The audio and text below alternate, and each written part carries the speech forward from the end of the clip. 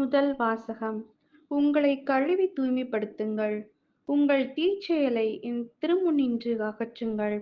இறைவாக்கினர் எசேயா நூலிலிருந்து வாசகம். அதிகாரம் 1, இறைவசனங்கள் 11 முதல் 17. எண்ணற்ற உங்கள் பழிகள் எனக்கு எதற்கு என்கிறார் ஆண்டவர்.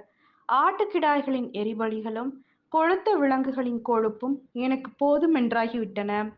காளைகள், ஆட்டுக்குட்டிகள், வெள்ளாட்டுக் கிடாய்கள் இவற்றின் இரத்தத்திலும் எனக்கு நாட்டமில்லை.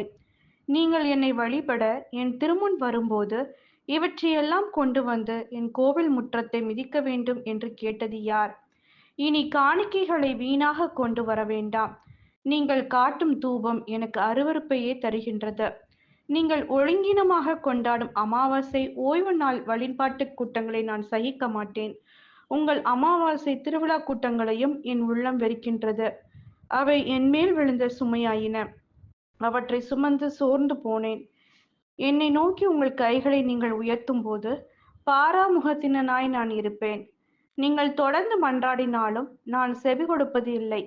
உங்கள் கைகளோ இரத்தக்கரையால் நிறைந்திருக்கின்றன. உங்களை கழுவி தூய்மைப்படுத்துங்கள். உங்கள் தீச்செயலை என் திருமுன்னின்று அகற்றுங்கள். தீமை செய்தலை விட்டொழியுங்கள். நன்மை செய்ய கற்றுக்கொள்ளுங்கள். நீதியை நாடி தேடுங்கள்.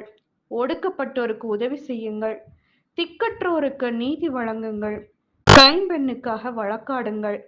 இது ஆண்டவரின் அருள்வாக்கு. இறைவா மக்கு நன்றி. நற்செய்தி வாசகம்.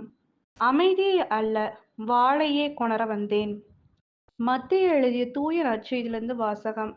அதிகாரம் 10, இறைவசனங்கள் 34 முதல் அதிகாரம் 11, 1 முடிய.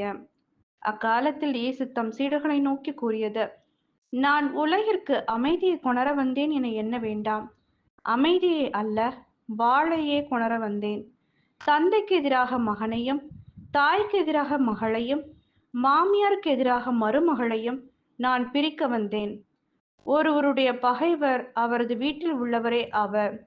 என்னை விட தம் தந்தையிடமோ தாயிடமோ மிகுந்த அன்பு கொண்டுள்ளோர் என்னுடையோர் என கருதப்பட தகுதியற்றோர். என்னை விட தம் மகனிடமோ மகளிடமோ மிகுதியாய் அன்பு கொண்டுள்ளோரும் என்னுடையோர் என கருதப்பட தகுதியற்றோர்.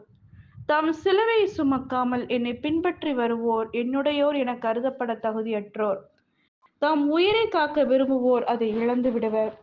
என் பொருட்டு தம் உயிரை இழப்போரோ அதை காத்துக்கொள்வர். உங்களை ஏற்றுக்கொள்பவர் என்னை ஏற்றுக்கொள்கின்றார். என்னை ஏற்றுக்கொள்பவரோ என்னை அனுப்பினவரையே ஏற்றுக்கொள்கிறார். இறைவாக்கினர் ஒருவரை அவர் இறைவாக்கினர் என்பதால் ஏற்றுக்கொள்பவர் இறைவாக்கினருக்குரிய கைமாறு பெறுவார். நேர்மையாளர் ஒருவரை அவர் நேர்மையாளர் என்பதால் ஏற்றுக்கொள்பவர் நேர்மையாளருக்குரிய கைமாறு பெறுவார். இச்சிறியோருள் ஒருவருக்கு அவர் என் சீடர் என்பதால் ஒரு கிண்ணம் குளிர்ந்த நீராவது கொடுப்பவரும் தம் கைமாறு பெறாமல் போகார் என உறுதியாக உங்களுக்கு சொல்கிறேன். இயேசு தம் 12 சீடருக்கும் அறிவுரை கொடுத்து முடித்ததும் பக்கத்து ஊர்களில் கற்பிக்கவும் நற்செய்தியை அறிவிக்கவும் அவ்விடம் விட்டு அகன்றார்.